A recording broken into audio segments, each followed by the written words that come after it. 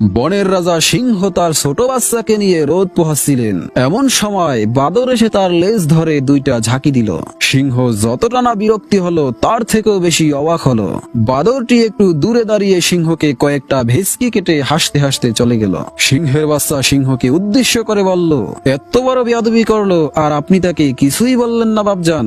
সিংহ বলল, বলার সময় তো এখনো ফুরিয়ে যায়নি বেটা, একটু সময় অপেক্ষা করো, সবকিছুই দেখতে পাবে। কয়েকদিন পর বাদরের বিরুদ্ধে বিভিন্ন দিক থেকে বিভিন্ন অভিযোগ আসতে লাগলো। তারপর একদিন হঠাৎ করেই বাদরটি সিংহর সামনে পড়লো এবং এক থাবায় সিংহ তাকে শেষ করে দিল।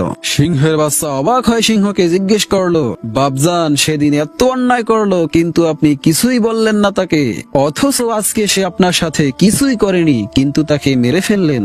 সিংহ জবাবে বলল, এটাই হলো কৌশল বাবা।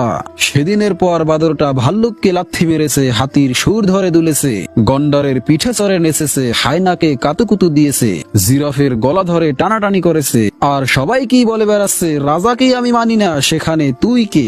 সেদিন কাউরে মারলে সবাই আমাকে বলতো ক্ষমতা দেখাইছি, আমি স্বৈরাচারী এবং খুনি। আজকে একটু পরই দেখতে পাবি সবাই এসে বলবে থ্যাংক ইউ রাজা সাহেব। প্রিয় দর্শক, এত সহজে উতলা হইয়েন না, সঠিক সময় আসা পর্যন্ত ধৈর্য সহকারে অপেক্ষা করুন।